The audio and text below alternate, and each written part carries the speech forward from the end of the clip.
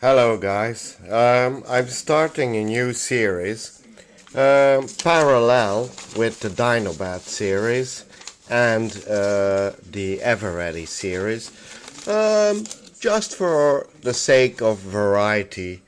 Really, I don't like to spend too much time on one project in one go, although I do like to finish them, of course. And don't worry, we'll get back to the Everready and the Dinobat. But I thought it would be fun to start a new series about repairing a Westinghouse 598P4.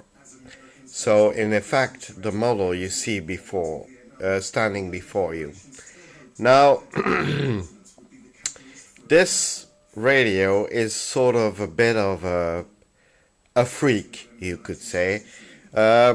It's pretty beaten up, and the previous owner, or well, some owner in the past, thought it would be a good idea to give it a lick of paint, and painted it red. And boy, did he mess it up. He didn't even do a good job of it, and it looks terrible. And in effect, if you, or when you open up the back of the box, or of the casing of the Westinghouse, this is what you see. I don't know if you can see it, but down there at the back, let me see if I can enlarge it. Well, I don't think you can read it, but it says it's an H-598P4 beige and scarlet, which is this model you see here. And well, my first reaction, of course, was, what? Beige? This is red all over, until I realized, when I took a good look at the plastic of the casing, that in effect the casing was beige, at least half of it, and well, to be more specific, the front of it was beige. Well, is beige, but was beige on the inside and the outside. So yeah, that's that, and together with the traces I saw of paint on the front panel, like here. I don't know if you can see it, but the paint ran here, and it ran here, and it chipped off here, and well, it's a mess. This radio, at least from the looks of it, is a mess. And he must have used a spray can, because the paint was even sprayed on the handle of the radio, all the way up to the top even. So, well, like I said, this is a horrible job. Anyway, well, there you see it.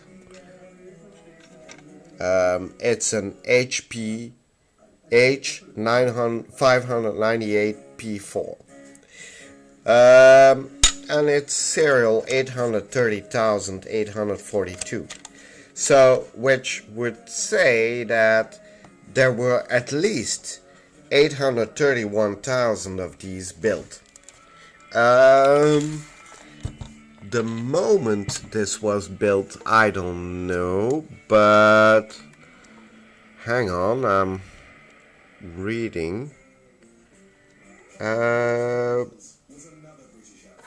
is no date on this, so I'll have to look it up.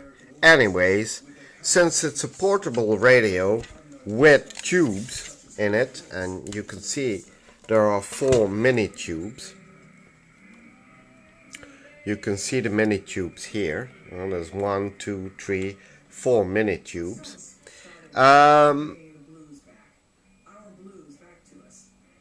it is probably a radio built before 1955.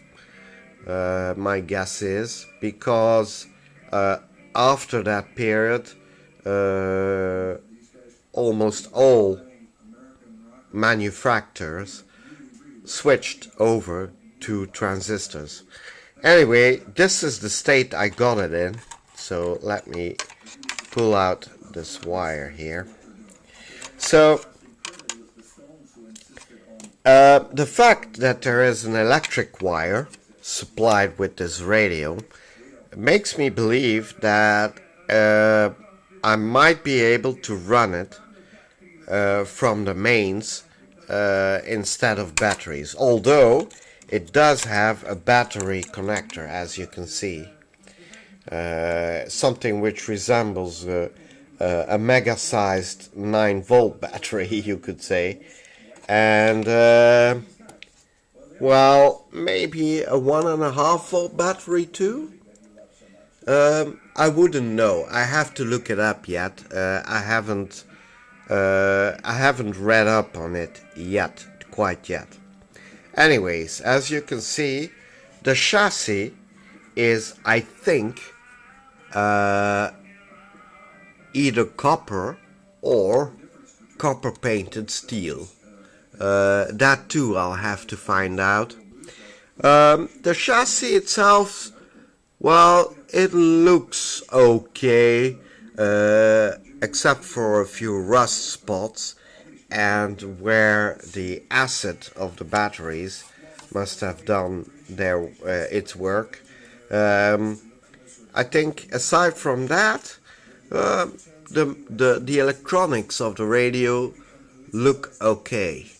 So what I'm going to do next is to unmount the chassis from the box or the casing of the radio, so that I can work on cleaning or trying to salvage the casing and have a look inside the chassis to see in what state it is. So stay tuned for an update, and I hope you'll enjoy watching it just as much as you enjoy watching the other installments. So stay tuned, guys.